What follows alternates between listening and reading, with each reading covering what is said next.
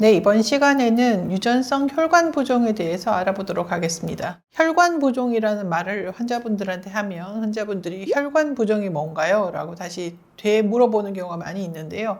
그럴 때 이제 저는 보통 혈관 때문에 문제가 생겨서 부종이 생기는 걸 말합니다. 그래서 기존의 신부전이라든지 간질환이 있을 때 생기는 그런 부종하고는 다른 걸로 설명을 드리고 있습니다. 원래 혈관은 이렇게 촘촘하게 혈관 내피세포들이 연결되어 있기 때문에 혈관 안쪽에 있는 물 성분이 밖으로 나가는 것이 굉장히 제한적입니다. 그런데 어떤 염증 현상이 일어나게 되면 그 혈관 주위로 염증 세포들이 나가야 되기 때문에 이 혈관 내피세포 사이가 벌어지게 되고, 이 벌어진 틈을 통해 가지고 혈관 안에 있던 이 물 성분이 밖으로 나갈 수가 있습니다. 그런데 이런 어떤 염증 반응이 생겨서 백혈구가 나가야 되는 상황이 아님에도 불구하고 이 혈관에 문제가 생겨서 혈관벽이 벌어지게 되면, 즉 혈관이 확장되고 투과도가 증가하게 되면 혈액 속에 있는 혈장 성분이 밖으로 나가게 되면서 그 현상이 일어났던 주위 부분이 국소적으로 부종이 생기게 됩니다.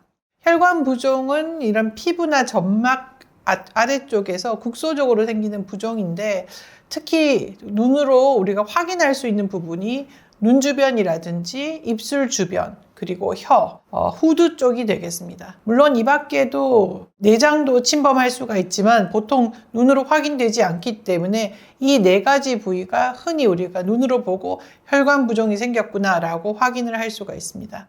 혈관 부종을 일으키는 핵심 물질은 크게 두 가지로 볼 수 있는데요. 히스타민과 브레디키닌입니다.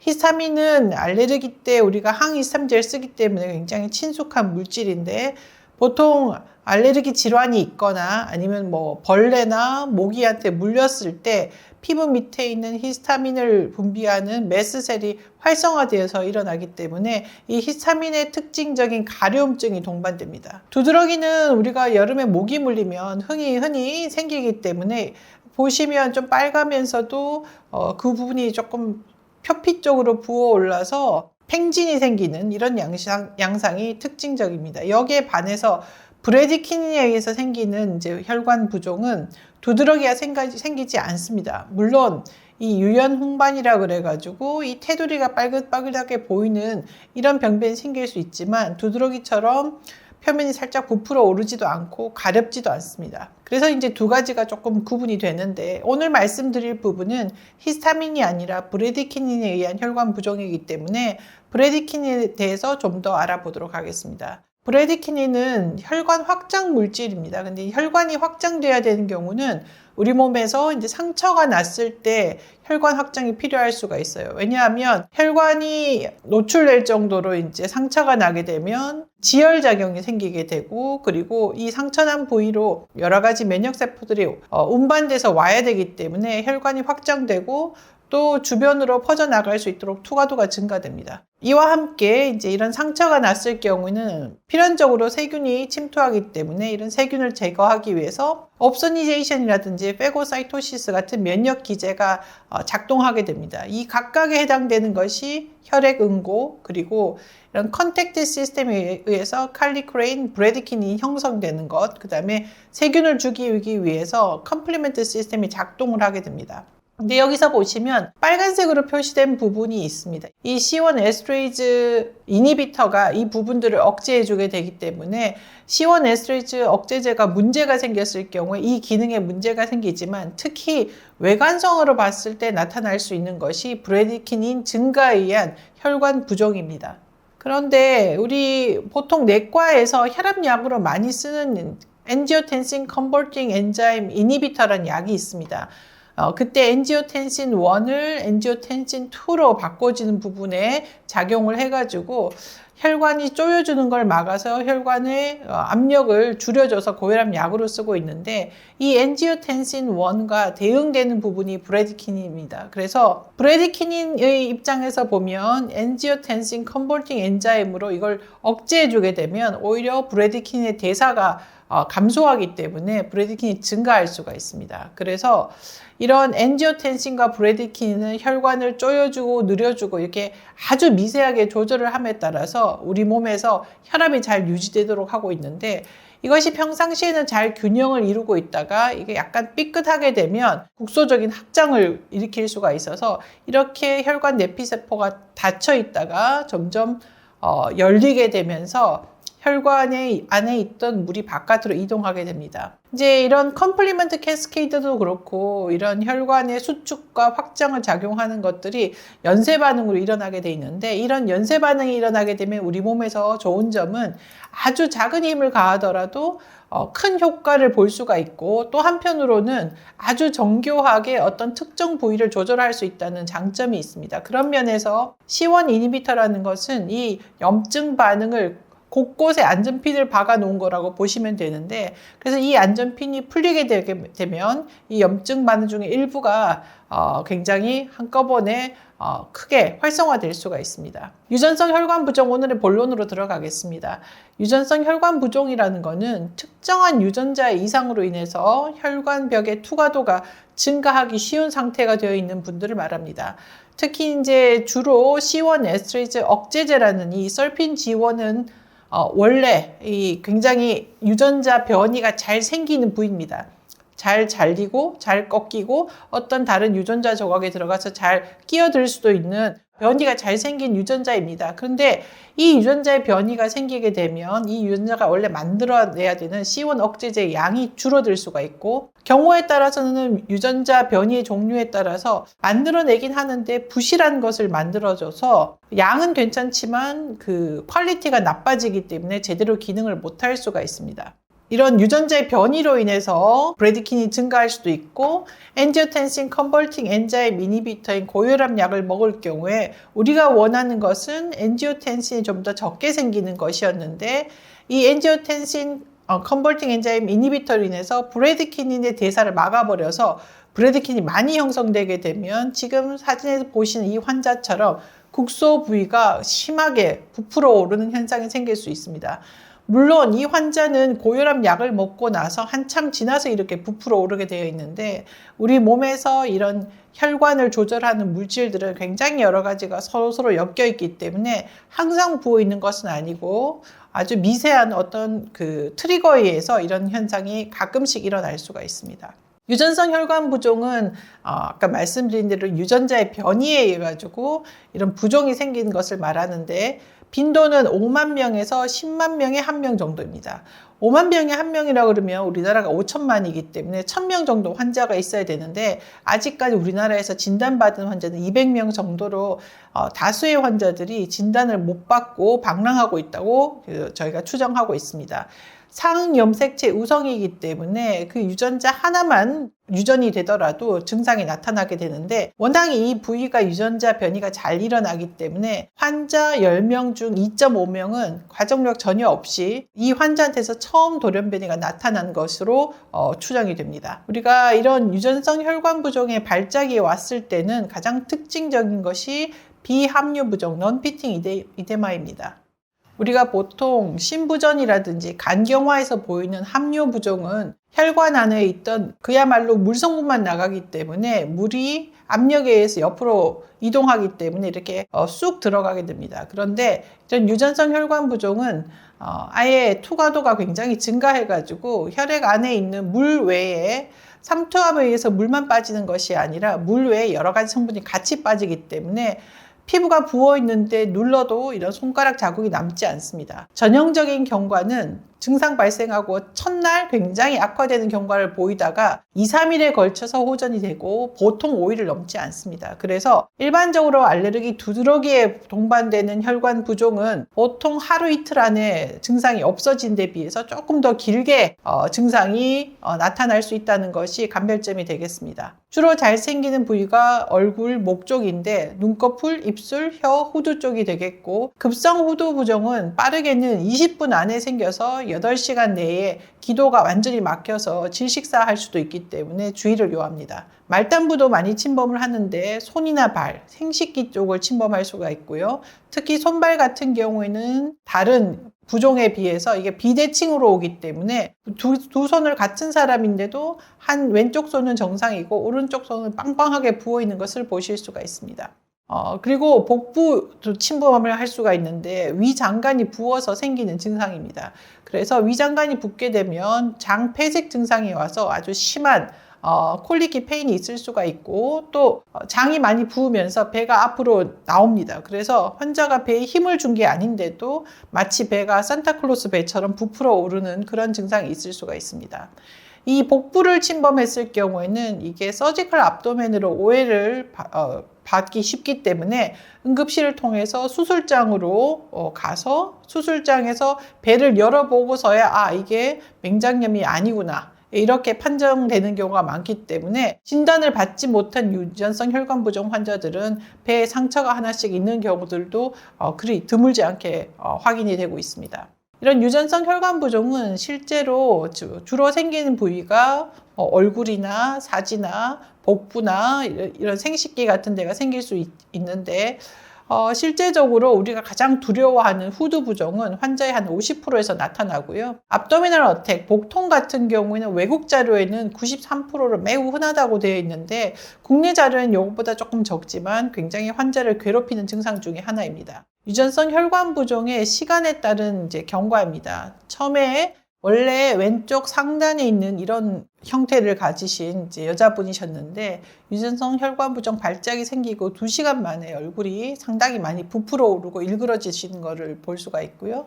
그 다음에 6시간째는 거의 첫 번째 얼굴하고 비교해 봤을 때 알아보기 힘들 정도로, 그리고 마지막 사진은 아마 이 상태에서는 후두까지 많이 침범해가지고 숨을 쉬기 힘든 상태로 변해 있습니다. 그래서 이런 유전성 혈관 부종 같은 경우에는 이런 급격한 부종이 불과 6시간에서 8시간이면 이렇게 심하게 부종이 생겨버리기 때문에 증상이 발생하면 긴급한 조치가 필요하고, 오른쪽 그래프는 이 유전성 혈관 부종 환자들이 얼마나 삶의 질에 저하가 생기는지를 보시는 것인데, 발작 사이에는 비교적 정상적인 생활을 하시다가 발작이 있을 경우에는 다양한 정도로 거의 정상적인 삶의 질을 유지할 수 없는 것을 보실 수가 있습니다. 네, 유전성 혈관 부종의 진단은 특징적인 임상 양상과 가족력 그리고 검사실 소견을 종합해서 내리고 있습니다. 이런 C1 에스트레이지 이니비터가 보책의 그 캐스케이드를 조절하고 있기 때문에 C1 에스트레이지 이니비터가 부족할 경우 C4 레벨이 떨어지는 이런 양상을 보이고 있어서 먼저 C4 레벨을 측정해 볼 수가 있고, C1 이니비터 레벨은 잘 만들어지지 않은 일형 같은 경우에는 낮게 측정이 되고 있고, 양이 적기 때문에 기능 자체도 떨어지게 됩니다. 거기에 반해서 2형 유전성 혈관 부종 같은 경우에는 만들기는 하지만 부실한 것을 만드는 거라서 C1 이니비터 레벨은 정상이거나 오히려 질이 나쁘기 때문에 네거티브 피드백으로 더 많은 양이 만들어지기도 합니다. 하지만 C1 에스트레이지 이니비터의 기능 자체가 떨어져 있기 때문에 이런 C4, C1 에스트레이지 이니비터 레벨, C1 에스트레이지 이니비터의 활성도를 이 세 가지를 측정함으로써 진단이 가능하게 됩니다. 3형으로 과거에 불렸던 노멀 C1 이니비터를 보이는 이런 유전성 혈관 부종도 있는데요.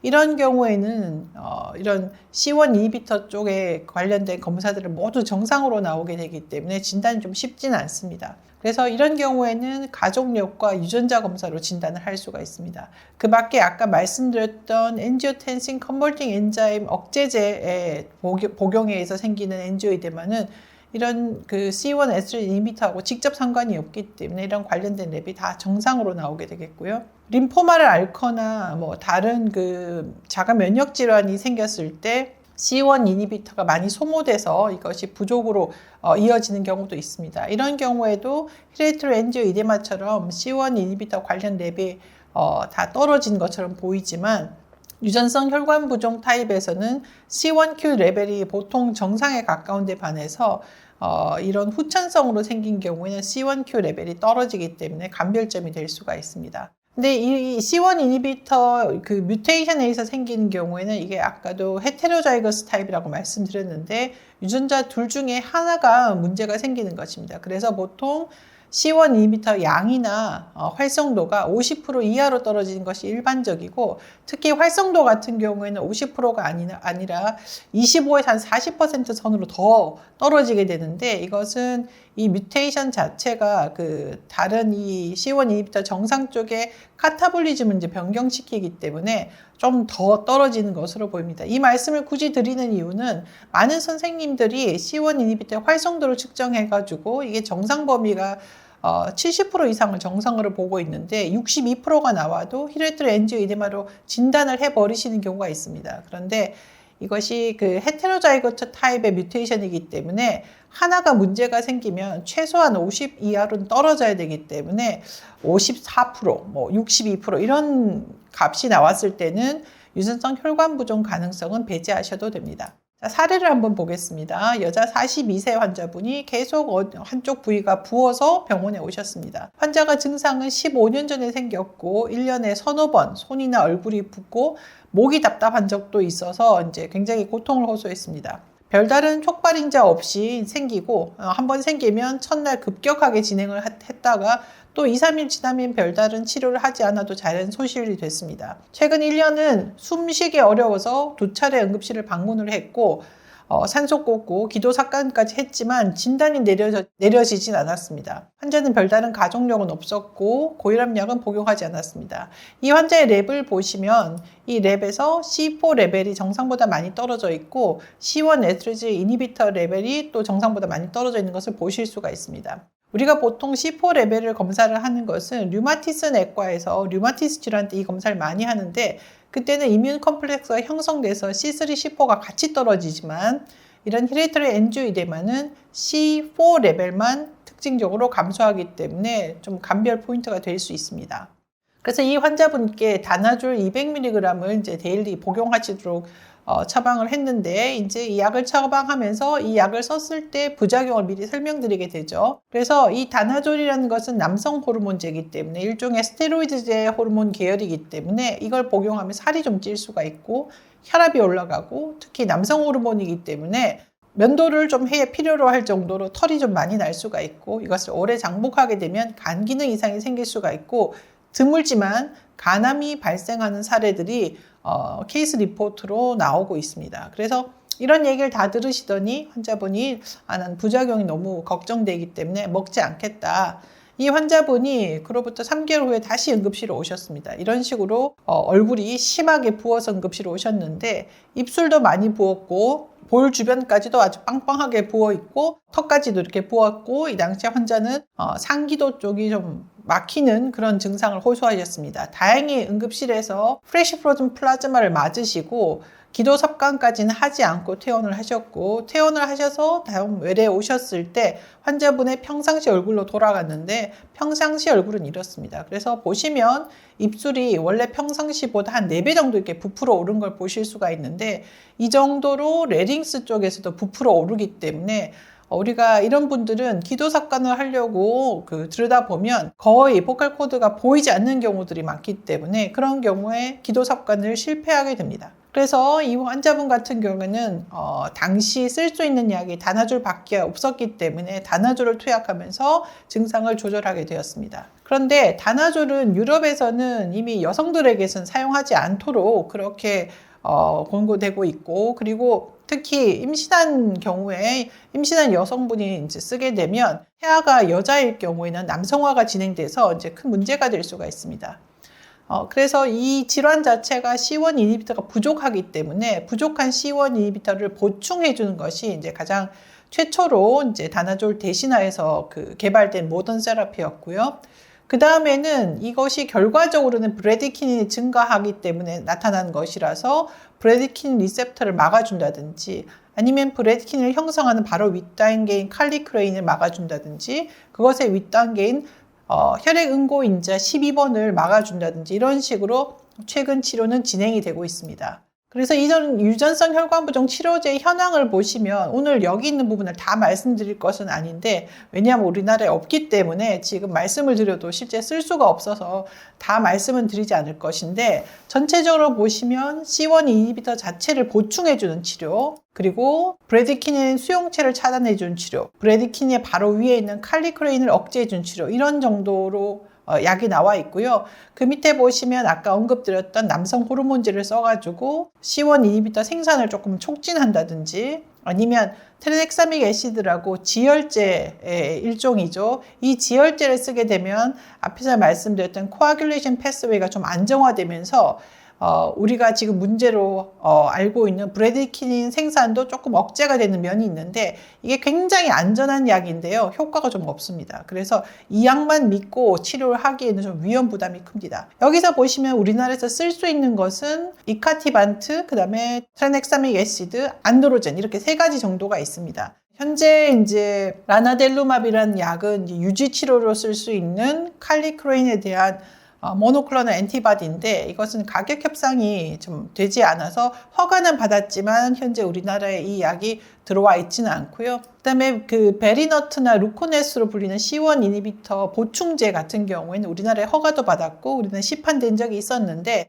당시에 보험을 못 받으니까 이제 수요가 거의 없어서 이 약제들 또한 우리나라에 허가는 되어 있지만 현재 진료에서 쓸 수는 없는 약제입니다. 우리나라에서 치료제 사용 현황을 몇 년 전에 한번 조사해 보니까 대부분 다나조를 쓰고 계시고, 도란사민, 트랜엑사믹 애시드도 일부에서 쓰고 있는데, C1 억제제인 경우에는 이것이 수입이 중단되기 전에 이제 급할 때만 썼던 그런 경우에 해당되겠습니다. 다나졸 같은 경우에는 사실 효과만 놓고 본다면 효과가 굉장히 좋습니다. 이 약을 먹게 되면 증상 발작이 거의 여기서 보시면 1년에 한 17회 정도 생기는 것이 1.2회로 확 줄어들게 됩니다. 하지만 이 약을 복용한 환자들 굉장히 상당히 다수에서 여기는 4분의 1 정도로 되어 있는데, 실제는 이것보다 조금 더 많을 걸로 생각합니다. 왜냐하면 이 자료 조사 자체를 차트 리뷰를 통한 후향적 연구를 했기 때문에 조금 과소평가됐을 수가 있는데, 주로 나타나는 것이 간 기능 이상.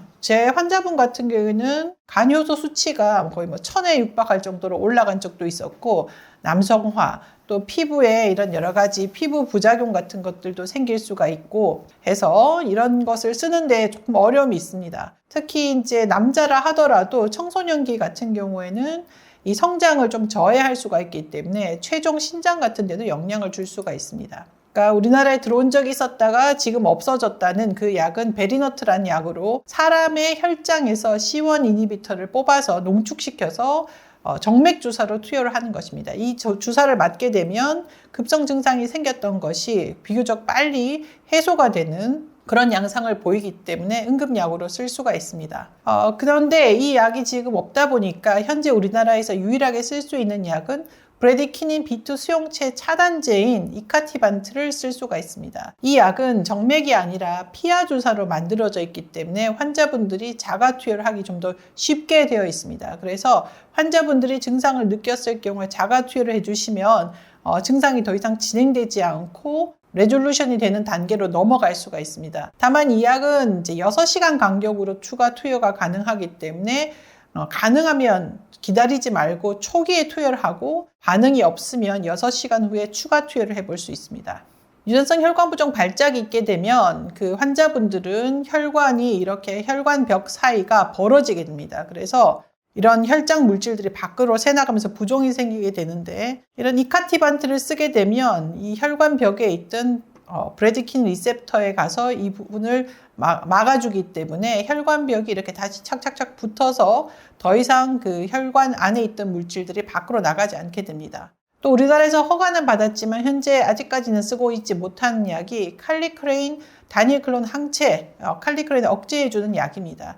이 약을 쓰게 되면 환자들이 꾸준하게 이것은 2주에 한 번 정도 투약을 하고 나중에 안정화가 되면 한 달에 한 번씩 유지를 해주는 것인데, 이렇게 투약을 하게 되면 증상 발작 자체가 87% 정도 감소가 된다는 그런 보고가 있어서 이런 경우에는 급성 발작이 아니라 급성 발작 자체를 생기지 않도록 하는 예방적인 약제로 써볼 수가 있습니다.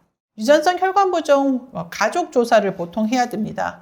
환자가 한 분 있다면 나중에 그 조사를 해보면 그 환자가 누구한테서 유전이 되었고 가족 중에 누가 이런 돌연변이를 같이 가지고 있는지 조사해 볼 필요가 있는데, 여기 이제 저희가 논문에서 한번 소개해 드린 적이 있는 세 패밀리를 말씀을 드리겠습니다. 저희가 여기서 보시면 A1으로 표시된 이 환자분 한 분이 처음에 진단이 됐습니다. 환자분한테 가족 중에 이상한 분이 없느냐 이렇게 질문을 하니까 어머니가 급작스럽게 돌아가신 적이 있다. 이 가족이 그 농촌 지역에 사시는데 가족들이 모내기를 하고 다 들어와 보니까 어머님이 얼굴을 알아볼 수 없을 정도로 얼굴이 부어서 돌아가신 채로 있어가지고 그런 일이 있었다 이렇게 얘기를 했는데, 어머님이 따로 얘기를 안 하셔가지고 어떤 증상이 있었는지는 잘 알 수가 없었습니다. 근데 이 환자분을 검사를 해보니까 유전성 혈관부종 1형에 해당되는 C1 에스트레이즈 이니비터가 감소되어 있는 소견을 보였기 때문에 조사를 하니까 여러 명의 환자가 나왔고, 그 환자분들도 가족 조사를 해가지고 다행히 이 가족 같은 경우에는 3세대에는 이제 환자분으로 이완된 분들이 없어서 더 이상 이제 현재로는 이 가족 중에서 더 이상 환자분은 생기지 않고 있고요.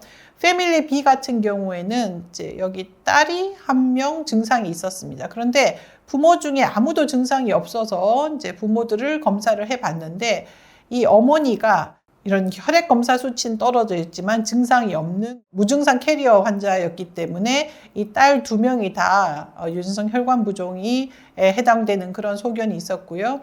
패밀리 C 같은 경우는 앞서 말씀드린 42세 여자 환자분이 이 케이스가 되겠는데, 어머님이 증상이 없었는데 나중에 자세히 물어보니까 가끔씩 신발이 안 맞을 때가 있었다 이렇게 말씀을 하셔서 조사를 해보니 어머니가 환자셨습니다. 그래서 이 따님분이 원래 진단을 받을 때는 어머니는 별로 증상이 심하지 않았는데 몇 년 지나서 어머니도 일상생활에 불편감이 있을 정도로 증상이 생기셔서 두 분 다 치료받으셨던 적이 있습니다.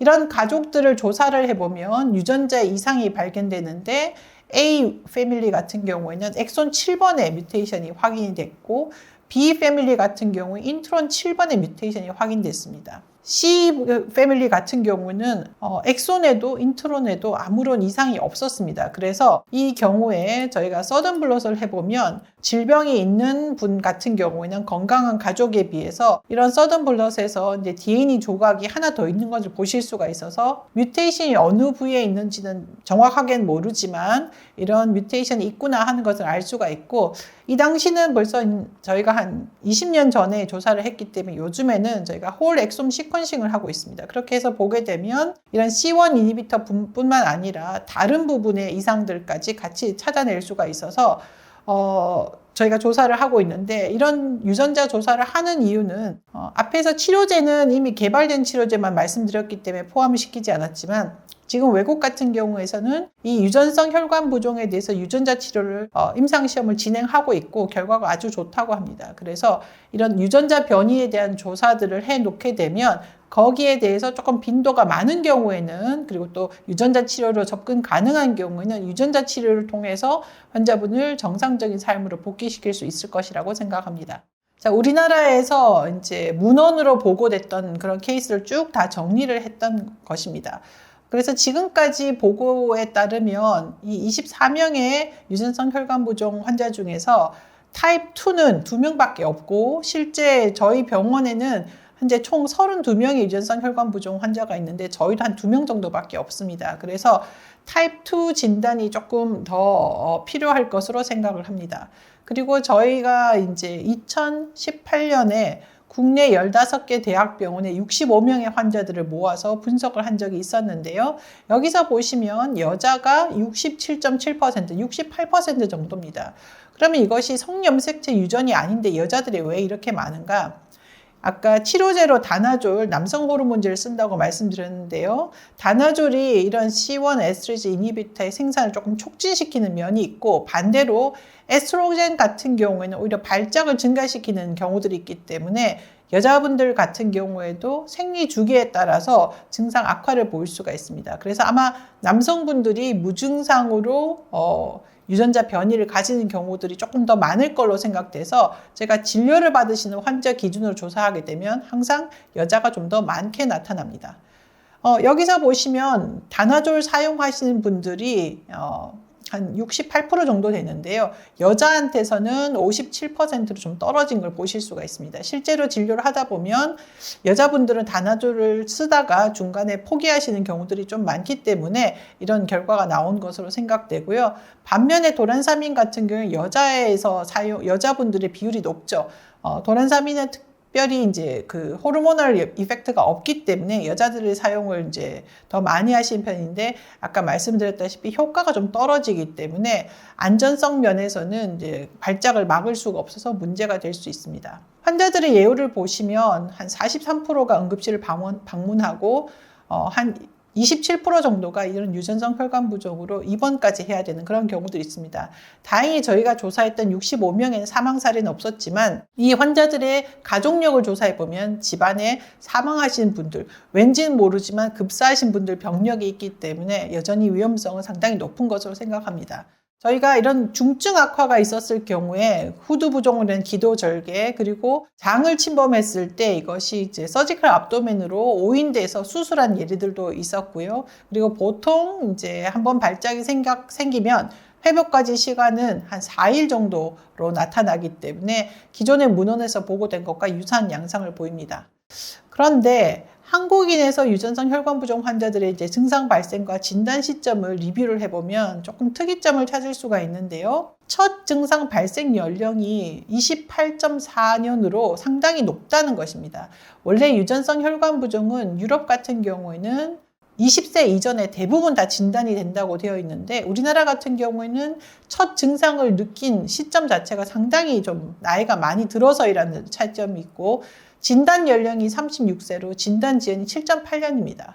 그래서 저희가 이 자료를 이제 정리하고 나서 보통 진단 지연이 10년 정도 되기 때문에 우리나라에서 진단을 굉장히 잘하고 있구나 라고 생각을 했습니다. 그래서 이 정도면 아주 양호하다고 생각했는데, 올해 저희가 조사를 다시 했습니다. 왼쪽에 있는 데이터는 차트에 의사가 기록한 것입니다. 그런데 환자분들이 진단을 받고 나서 개별로 설문조사를 환자한테 물어보면 자기가 첫 증상을 느꼈던 시점과 진단을 받은 시점을 비교를 해보면 19년, 거의 20년의 차이가 납니다. 그래서 아마 우리가 기존에 진단 지연이 그렇게 많지 않았다고 생각했던 부분은 사실이 아닐 수도 있겠다. 그래서 환자분들의 첫 증상에 대한 기록을 다시 조금 물어볼 필요가 있고요. 유럽이라든지 중국하고 비교를 해보면 또 특징적인 차이점이 있습니다. 여기서 보시면 독일 같은 경우에 유전성 혈관 부종 조사가 잘 되어 있는데, 증상 발생 시점이 이제 각 나라별로 조금 다른 양상을 보입니다. 유럽 같은 경우에는 10대 이전에 대부분 증상이 나타난 데 비해서 중국이나 우리나라는 10대 이후 20대, 그리고 우리나라는 30대에 걸쳐서도 첫 증상이 나타난 경우가 있기 때문에 교과서에서는 30대 이후에 나타나면 후천성 혈관 부종을 의심하라고 되어 있지만, 우리나라 같은 경우에는 30대나 40대 환자분이 오더라도 증상이 유전성 혈관 부종에 부합한다면 유전성 혈관 부종 가능성을 배제하시지 않고 검사를 해보실 것을 추천드립니다. 그리고 또 침범 범위도 조금 나라별로 다른 양상을 보이고 있는데, 기존의 유럽이나 미국, 남미 자료를 보면 이런 복부 증상이 굉장히 흔하게 나타납니다. 그래서 이런 복부 증상이 90% 이상에서 환자들은 내가 배가 아팠었다, 주기적으로 배가 아프고 이것이 유전성 혈관 부종의 증상인 것 같다라고 얘기를 했는데 반해서 우리나라 같은 경우나 중국 같은 경우에는 이 복통을 호소하는 경우가